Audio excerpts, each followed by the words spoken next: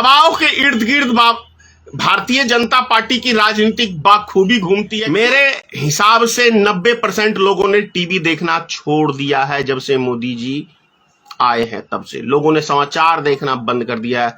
जो भी विश्वास टिका हुआ है अब वो सोशल मीडिया पे टिका हुआ है। वोट बैंक के लिए बाबा के इर्द गिर्द भारतीय जनता पार्टी के नेता घूमते हैं। कितना बड़ा घोटाला हुआ, कितना पैसा लूटा गया देश में, कितनी महंगाई चरम सीमा पे बढ़ाई गई।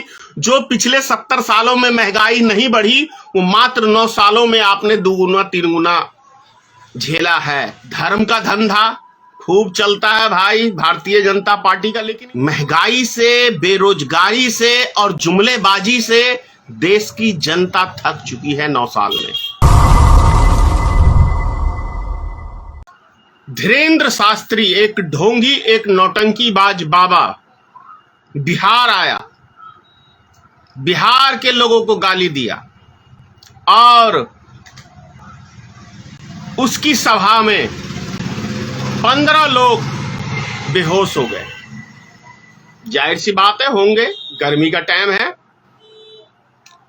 लेकिन अपने आप को चमत्कारी बाबा कहलाते हैं, मतलब खुद को पेश करते हैं। तो ये चमत्कारी बाबा एक पर्ची निकालने का ही चमत्कार दिखाता है भाई। मैं कई बार कह चुका हूं कि ये तो कला है। ऐसे बहुत सारे चमत्कारी शो करते हैं, उसके अंदर नाम पढ़ के बताते हैं कि फलाना नाम है आपका, आपके बाप का नाम ऐसा वैसा, ये तमाम तरह की बात बताते हैं। उसको जो हमारे अभी जो क्या कहते हैं देश में एक माहौल सा पैदा हो गया है, धीरेन्द्र शास्त्री को किसने ऐसा एकदम से इतना नामी बाबा बनाया, ये सोचने का विषय है कि आखिर इतने से साल 1.5 साल के अंदर पूरे हिंदुस्तान में बच्चा बच्चा इस बाबा का नाम जान गया। कौन है ऐसा महान हस्ती? वो महान हस्ती हमारे देश की गोदी मीडिया है, क्योंकि सुबह से लेकर रात तक धीरेन्द्र शास्त्री को दिखाना। भाई बाबा तो लाखों करोड़ों हैं हमारे देश में, लेकिन एक ही बाबा को क्यों? सबसे बड़ा प्रश्न है, इसी बाबा को क्यों? क्योंकि ये बाबा बीजेपी का एक एजेंट है और इस बाबा के इर्द गिर्द बीजेपी के सारे नेता आपको नजर आ जाएंगे। यहां तक कि आपने देखा होगा मनोज तिवारी इसकी ड्राइवरी भी बाबा की करता है। तो मतलब आपको समझ में आ रहा है। और इस बाबा का सीधा बिहार का दौरा का मतलब समझ रहे हैं, बिहार में जड़ें हिल गई हैं बीजेपी की, ये सत्य है।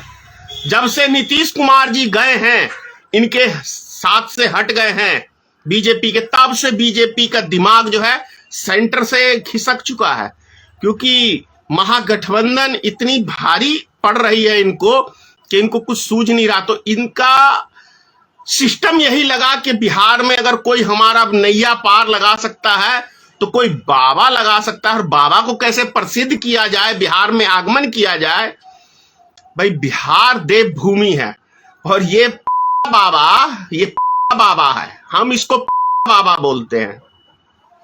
ये बाबा हमारे बिहार वासियों को धर्म शास्त्र का ज्ञान सिखा रहा है।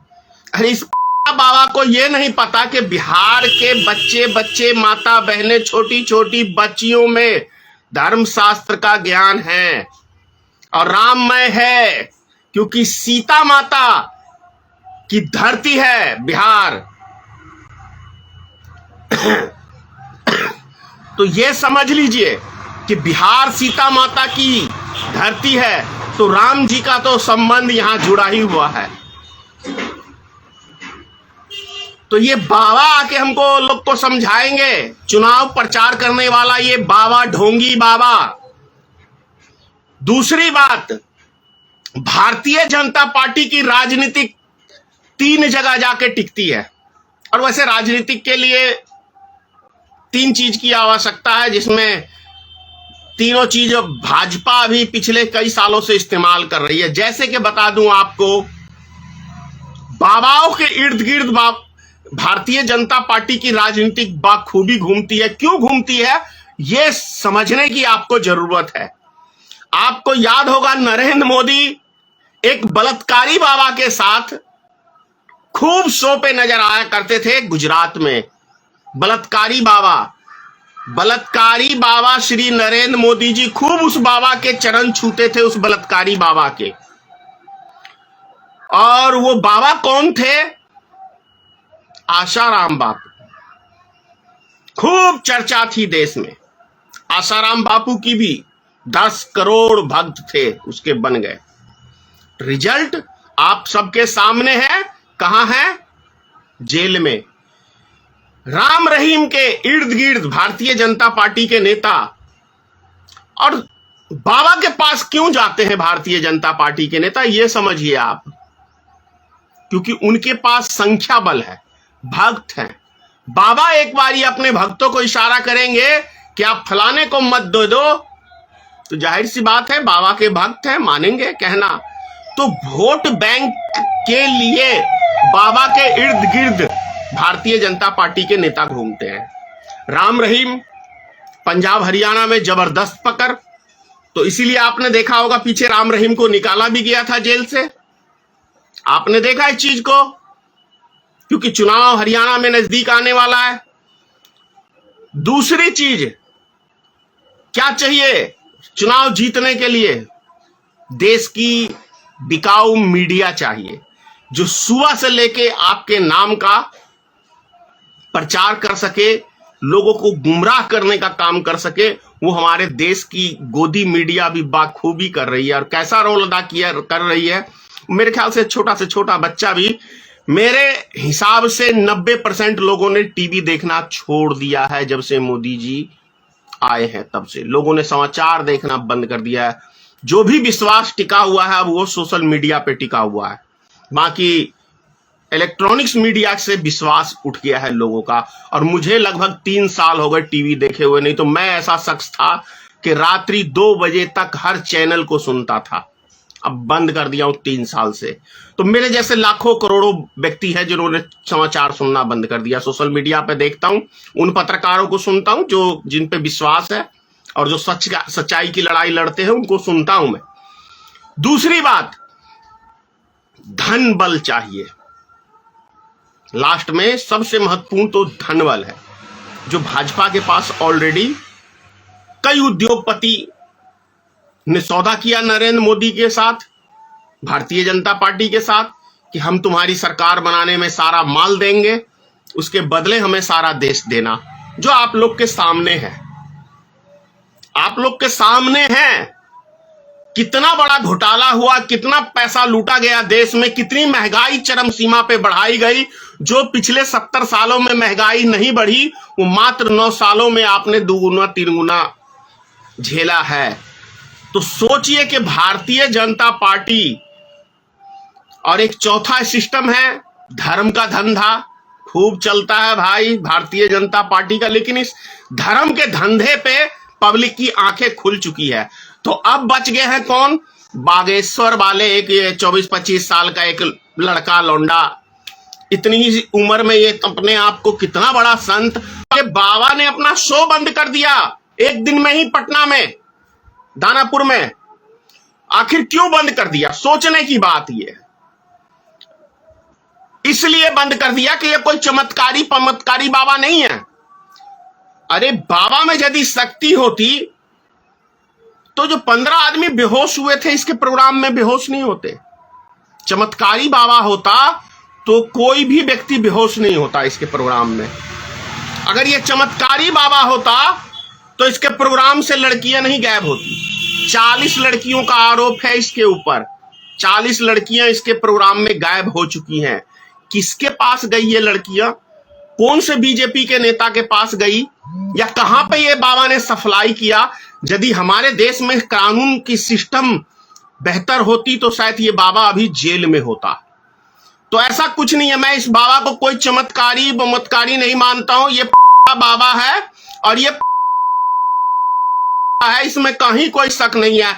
और एक नया इसको चढ़ता है तो ये सबको बोलता है देखते हैं, आपने पागल खाने आप चले जाइए, ऐसे आपको हजारों मिल जाएंगे। अब सवाल ये उठता है कि इतना सपोर्ट क्यों मिल रहा है? क्योंकि ये जात का ब्राह्मण है और ब्राह्मणवादी सिस्टम है।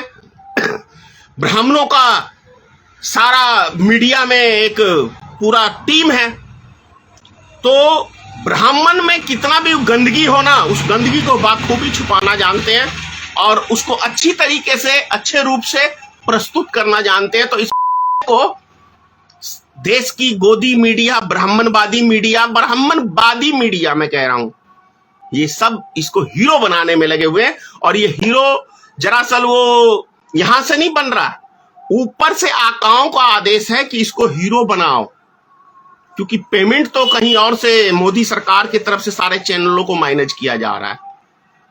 बात समझ में आई आपको? तो ये है बाबा का राज्य। अब ये बाबा अपने आप को ये भी नेता गिरी करने लगा है। आपने देखा होगा, एक प्रोग्राम में बोल रहा था बुलडोजर चढ़ा दो सबके घर पे। बाबा का ये बुलडोजर चढ़ाने वाले होते हैं क्या? बाबा तो धर्म के प्रति होते हैं, उनके अंदर दया ही दया होती है बाबा के अंदर। लेकिन ऐसा कुछ नजर नहीं आया मुझे बाबा के अंदर। बाबा तो बोल रहा है बुलडोजर चढ़ा दो लोगों के घर पे, तोड़ दो, फोड़ दो। तो आप सोच सकते हैं कि ये बाबा किस तरीके का है। और दूसरी बात, भारतीय जनता पार्टी की राजनीति नहीं चलेगी। उसके भी कई कारण हैं, महंगाई से, बेरोजगारी से और जुमलेबाजी से देश की जनता थक चुकी है 9 साल में। अब ना जुमलेबाजी चलेगी, ना इनका कोई हिंदू मुस्लिम का कार्ड चलेगा, ना ये इस बारी सेना के ऊपर हमला करवा के करेंगे। वो सब जान चुकी है देश की जनता कि ये अपने ही देश के सेना को भी मरवा सकते हैं, चुनाव जीतने के लिए कुछ भी करा सकते हैं। जब गोधरा कांड हुआ 1.5 महीने तक चला। ये दूसरी फिल्मों की तारीफ करते हैं जिनसे इनको फायदा है, हिंदू मुसलमान वाली फिल्मों की। लेकिन जिस फिल्म से मोदी का राज खुलेगा उस फिल्म को ये बैन करते हैं। जैसे बीबीसी ने बनाया था, बैन कर दिया उस फिल्म को मोदी जी ने। तो ऐसे हैं हमारे डरपोक प्रधानमंत्री जी।